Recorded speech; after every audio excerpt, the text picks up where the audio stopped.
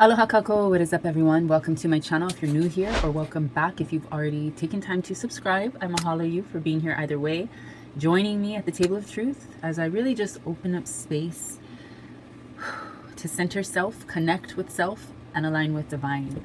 I wanted to kind of tap in today. I really wasn't going to do a video because it is Lapule Sunday and Father's Day on top of that, Juneteenth.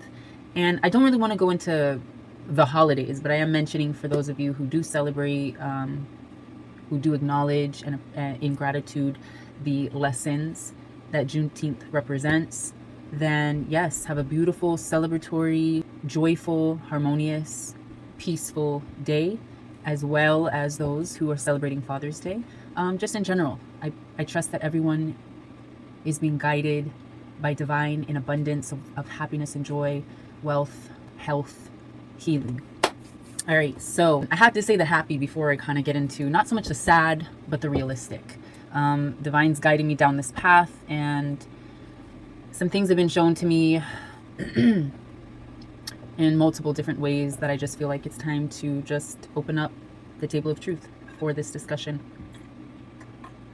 So I've been having some very, very vivid, very bizarre dreams that besides like what the dreams are, I'm not gonna go into detail about the various dreams I've had, but in the waking moments or in the rising moments of the reality we're living in, this three-dimensional physical body, that we are contained within, my mind is telling me that these dreams are like very bizarre, very crazy, very wild, very like outlandish, unrealistic, whatever, right? All of these more low vibrational words are coming from that. But Spirit is telling me, look at the bigger picture.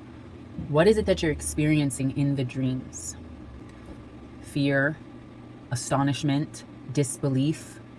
It seems like the theme of a lot of the dreams, regardless of what they are, because it varies, it's been super drastic. But as I kind of scan through the images in my mind right now of these dreams that I've been having, what I sense overall is that I've been trying to warn people of what is about to happen, what could happen if they choose to do this or to say that or to be here, at this time. It's a warning, and that's what I'm feeling like Divine is telling us. It is warning us, but in a way that's not to solidify fear and anxiety and freaking just this heightened level of anxiousness. It's not meant for that. So don't grasp onto that emotion or feeling. The dreams evoke the emotion. The emotion is what we need to look at. The emotions that we're experiencing in the dream, feeling like we're not able to stop a certain sequence of events, feeling like we're not able to change the outcome, fear that what we fear is going to happen will happen. And in the dreams, of course, they happen.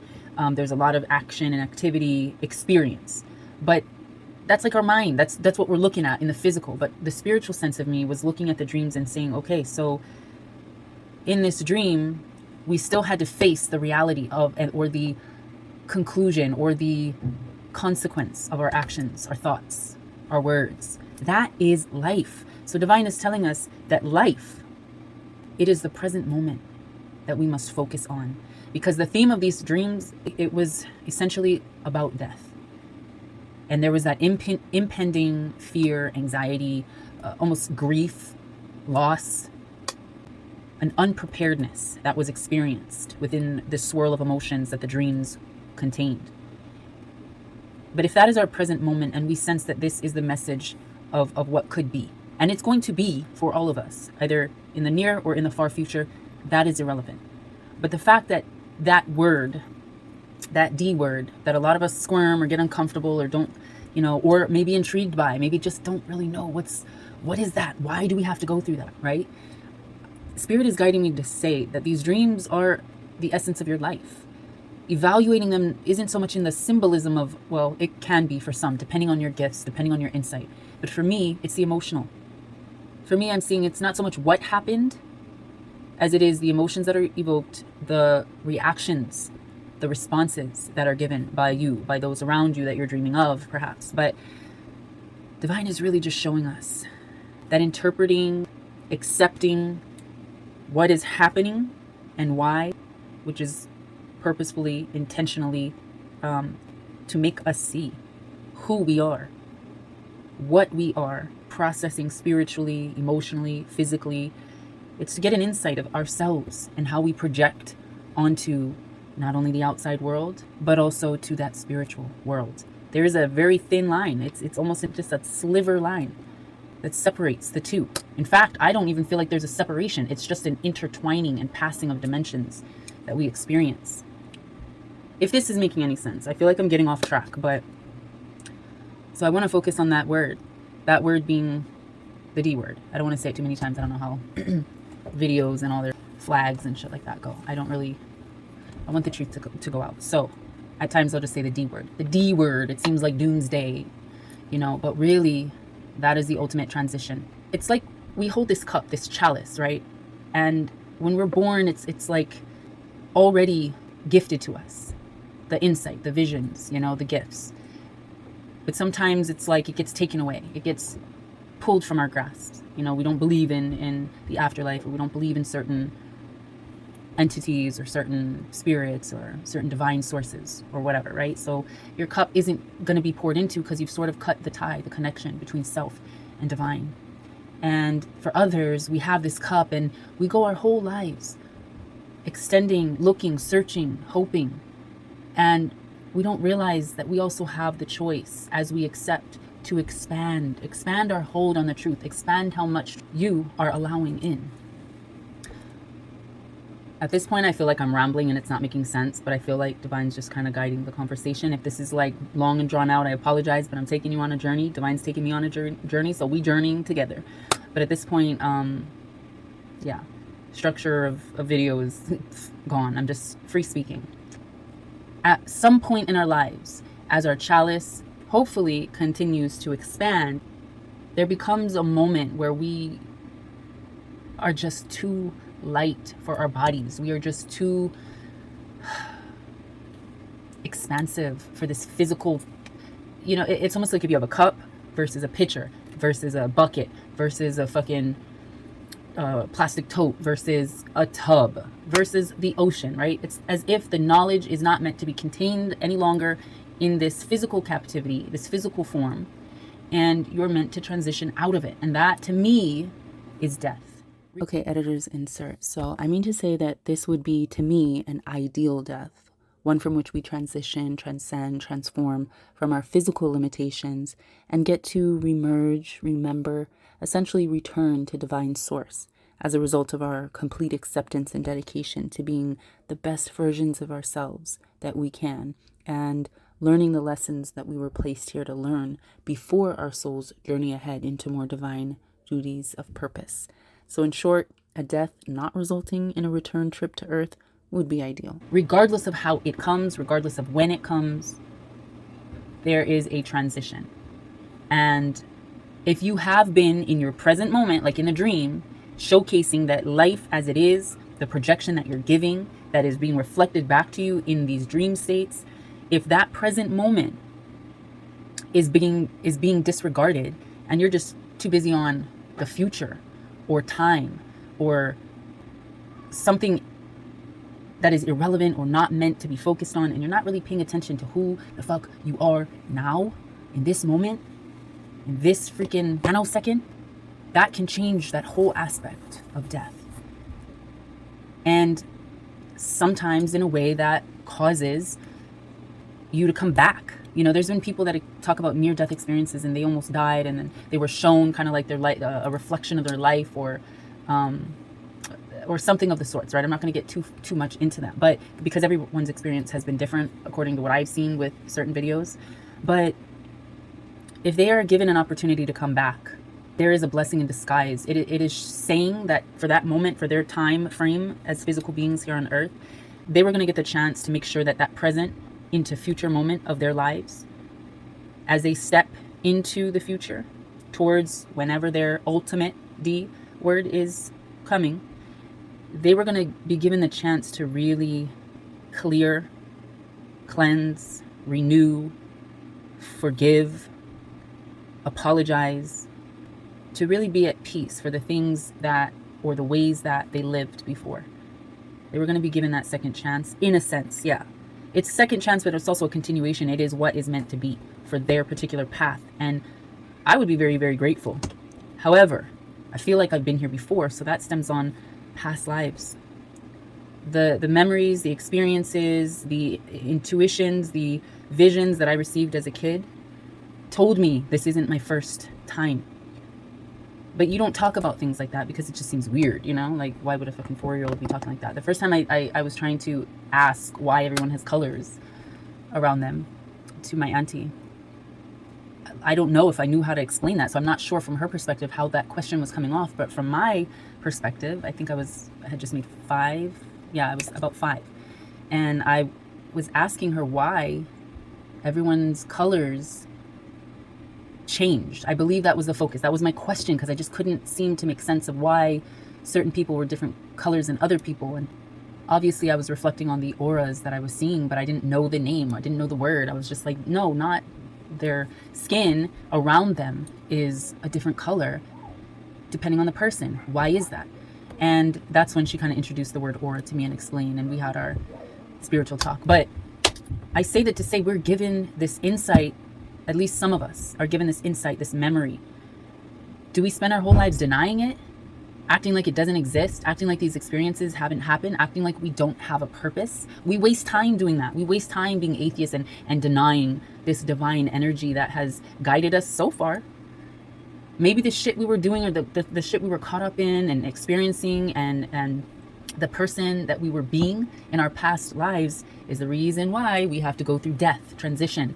When I was dreaming about a lot of these different situations recently, and they all seem to pile up into the umbrella of impending death, the topic of death. It's not something we like to talk about or face. For some of us, there's a fascination, but now it's just a concept of how there's been conditioned this fence of fear around it. So we don't want to get too close. But the way I was thinking about it is like, this is an experience, this is a shift, this is an elevation, an evolution of soul. And if we've been here before, why spend all our lives denying that? It takes forever to learn a lesson when you're in denial of the actual truth. So for me, speaking personally, there was a point where I kind of was out on my own, and I felt like that wasn't normal to constantly be lost in that headspace, lost in that spiritual space. You got to stop thinking about what other people think of you, or reacting, responding, and moving in life in a way that accommodates other people if it means losing track of your own divine truth, that which was gifted to you, your divine insight. You can't be afraid. Like, this life is meant to kind of suppress our lessons. But if we know that the journey is going to be full of unexpected twists and turns, wouldn't you want to be prepared? Wouldn't you want to have that invisible defense, protection, that guidance, so that you can navigate this terrain of life? Because there's going to be things that come up in our present life if it's something that we didn't learn from in the past life. And let me just make a long story short. I don't want to fucking come back here again. I don't. I know I'm not from here. I know it's not where I'm meant to be. Now, if you're someone that has had or heard about near-death experiences and how, some people who were chronically ill or who had sustained severe injuries in an accident, and they're in this sort of afterlife or waiting space before they have to return to their body, they don't want to leave. It's such a emotion of unconditional love and acceptance and peace that who wants to leave that to come here? But that is why it's important when our dreams tell us this shit is going to happen. This D word, this is on the horizon, whether it's the near horizon or the far horizon. That's not the focus. The focus is know that, face that, accept that. So what are you going to do? Who are you going to be now? For some people, it takes a near-death experience to see that and then to get their shit right so that that transition is smooth and they can stay in that place. But for others, it's a whole nother, that waiting space that we transition to in death. At some point, for some people, there may be an agreement to return. And that is where you hear little kids or even grown people say that, in past life regression sessions or in just their own vivid, intuitive experiences, they have chosen the family, the life that they were going to be entering upon returning to this earth. That reincarnation, I mean, that cyclical nature of spirit, to me, that's just a continuation of the road, of the lesson. What if we died, we get to that transitional space? To some of us, that might be a transitional space, and to others, it's like a holding space before you return to your body or whatever. But for those who have died and are still in that transitional holding space, whose life path or life or solar experience is to get a new chance with a new life, they're going to go right back down to this dream, through this dreamlike tunnel of rebirth, of death, back into a physical sense. Now that's birth. Death is the transition to birth, is coming back. I don't want to fucking do this again.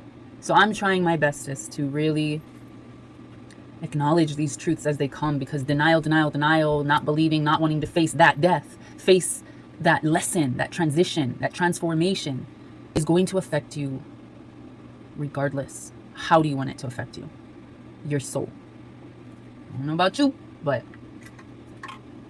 I've had some very traumatic past lives. I know that much. I would love to possibly do like one of those past life regressions with trusting spiritual guidance. But yeah, I feel like it's very important for us to address these things, which brings me to a point. For some reason, my kids came in before I was about to record and they were like, oh, Mom, what would you do? Well, my son was asking my daughter, but they were also asking me, what would you do if somebody came at you with a knife like this, you know? And, or they're like extending the knife at you. There's a threat, right? An impending threat. And this is what kind of ties into the dreams of that impending death, that threat of death, of dying, of things not working out in your favor. But their conversation was stemming more so on physical, like, defense, and how would you twist his wrist a certain way for him to drop the knife, and you know, the self-defense method. That's where their minds went. But for some reason, Spirit was telling me, look, even if nobody gets it, and it's probably sounds like the dumbest thing that you can say, if your life is literally being threatened by a knife, but I couldn't help but speak this truth. And I wrote it down because I felt like, I don't know, this is just one of those things that has to be shared, but accurately. So this is my response if someone were to do that. And this is a threat physically, spiritually, emotionally, mentally. This is, I guess, can be used. Death is easier than life, just as I explained, right? It's that transition. Death is easier than life. So I'm not fearful of that threat, of that. What are you going to do when someone has this thing in your face and it's, you know, threatening to take you from this physical world? I'm not afraid of that. I'm not fearful of that. But the life you are about to live with that knowledge, with such an intentional decision as whatever bullshit you're going to try to take to your grave, then that's a hell for you, not me. And I feel like that's pretty straightforward, but it's you know, it seems very irrational. It seems very irrational if you were to apply that in a situation of self-defense. But because my son was laughing, like, are you freaking kidding me, Mom? And I'm like, yeah, I don't know if that's something I would actually say, but the lesson of what I'm speaking is that words are more powerful than actions at times. So the words you speak, be mindful of them. What are you giving? Are you giving life or are you giving death? Even in a moment of my own physical endangerment, I have to remind myself, faith over fear, do not be afraid, because death is easier than life. And the life that someone else will have to live as a result of doing or acting or responding to another person in a psychotic way, the life that they're going to have to live after that is hell. It's going to be hell. When we think of the concept of hell, it's just a construction of your spiritual projection, your own torture. You are bound by your own energy, that Eight of Swords. That is hell. Who wants to live a life, you know, being such a insipid, sinister ball of dense, toxic energy? Think about all the shit that you do during the day and all the shit that you say. Does it take a near-death experience? Yes, for some people. But I'm telling you now, there are some of us that are guys, there are some of us that just want to get the truth out there. And that is what I feel like I've been called to do while I've got time. This is my present space, so I'm going to do it because that's what I'm being told to do. I guess that was just more of a rant. And hopefully it was somewhat conclusive. I think I'm just going to draw our present space energy. What lessons do we need? I'm going to take it from my own curated cards. All right, let's see what Divine wants to really conclude this message with, to give you more faith in the path ahead. Wow. That it's time to look in the mirror, to see yourself as you truly are. Wow. And as I've explained in some other videos, this number, this was the time that I saw immediately after I asked my sister, I asked for a sign to show me she was okay, to let me know concretely without a doubt that she was okay, because she had died that afternoon before. And this was 4:44 in the morning. So this right here, this is our guardians, our ancestors. The angels guide you. You are on the right path. These things that you're going through, this shit that you have to see in the mirror about yourself, those dreams that you got to have, those are phases that are ending so that you can have a new beginning, a rebirth, right? This is the death path. But death isn't a negative word. Any other truth? Wow. Yeah, wow. Vai, water. This is about free flow, freedom, sustainability, emotional flow, feminine, divine. This is you refusing to stay stuck in this scary, fearful, low vibrating energy. Yeah, you see what's in the mirror. You see what's in your dreams. You see the problems you have. You see the negativity you project. Don't be stuck there. Drink some fucking water. Your soul is reconnected through Vai. So go fucking float in the pool, or go to the ocean. Reconnect. Go take a dip in a lake, you know. Really connect. And even if you're in the city or something, go take a shower. Go take a spiritual bath. Go in the sauna, sweat the toxins out, whatever you got to do. If this speaks to you, do it. If it resonates, then let it be. If it don't, then let it go. But Spirit wants us to be reconnected with our joyful energy, our uplifted, content energy again. We are allowing ourselves, no matter what we're going through, to find pure happiness again through our laughter, joyful laughter. This is what we are in need of at the moment. And the pathway to joy is beneath your feet. What steps are you taking towards that? Divine wants you to experience more joy and is sending you reasons to smile and laugh. All right, Divine, mahalo. All right, I'm going to pull just one, or whatever Divine wants to show us. But what is to be seen, spoken, and shared with Divine? The final message. Sometimes things have to be turned around. If you want to take it that way, you can, but this is a reset. And you see how she's pregnant? That expectation, that redirection, that real emphasis on trying to do better, to prosper, to be enlivened. To me, I'm seeing like this is a precursor. Things are not going to always work out. Wow. In your favor. Yeah, look at this as birth energy, right? This is your transition, right? Like when you're born, this is what awaits you. Like you're being prepared to be accepted, to be received. But this is kind of where we are, where we will be in that transitional period of awaiting where we are meant, awaiting our purpose, awaiting our calling. Because this is what it is. We are meant to be of that divine, nurturing, mothering, healing energy. We are meant to be returned, perhaps. So this could very well be someone,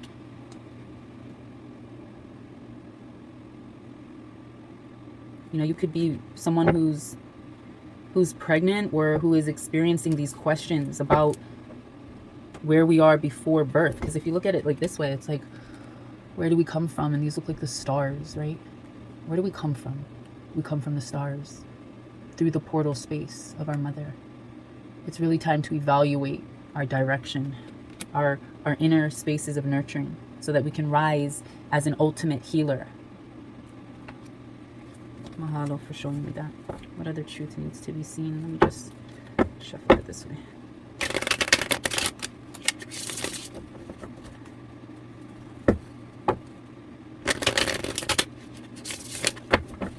Okay. What other truth needs to be seen about this? Nine of Wands. It's like we've almost reached that summit. Our pathway is lit. Our pathway is divinely guided. We are making our way up to the summit where we shall meet the light. Be guided by that North Star energy above us. Our crown, that source energy speaking life right into our crowns. We do need to put in the work. We need to continue as earth angels and earth warriors, continue to fight through and light the pathway, light the torches. Let me get I'll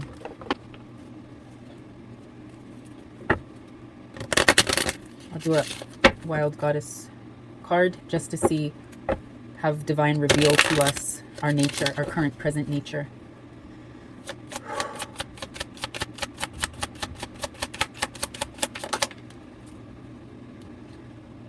Some of you are peacemakers. Your job, your duty is to bring peace, understanding, enlightenment. You could be that person that is guiding, you know, when people are experiencing that near-death moment and they speak on someone else was there guiding them, speaking to them wordlessly. Maybe that's you in the physical. You are a peacemaker. Or maybe that's where you are meant to be in the spiritual. Regardless, we are all in our divine journeys. Any other truth to conclude this message with? Yes, the manifester. Monitoring your inner dialogue, your inner speech, how you talk, speaking life or speaking death. So monitoring your inner dialogue and using quantum affirmations daily can help you to make real your desired life changes. Right from the motherfucking, yes, that is the lessons. That's why we're having dreams, so we can really reevaluate ourselves, really turn our self-talk around. Allow for guidance. Allow for this divine guidance. More laughter, more joy, more peace can be manifested in our lives. And then we have the mask. Neither you nor anyone else involved in your situation has the clear picture of what has happened, what is happening, and what will happen. This is as much a message for me as it is for you. The truth that guides you to the path that you're meant to be on, where your eyes are open more. The only thing that can truly speak that to you is that divine energy beyond us. Divine has that clear picture. You want to get that clear picture? It takes transition. It takes a remembering, and it takes a re-merging into our divine source. That occurs through the expansion and the transformation that comes when our physical life is no longer meant to contain us, when truth is meant to be shown in the way and manner it is meant by divine. All right, so I'm going to close it up here. I hope you guys got something out of this lengthy lecture, if you will. And yeah, I look forward to seeing you in my next video, sending you off with more love and more light. Ahui ho.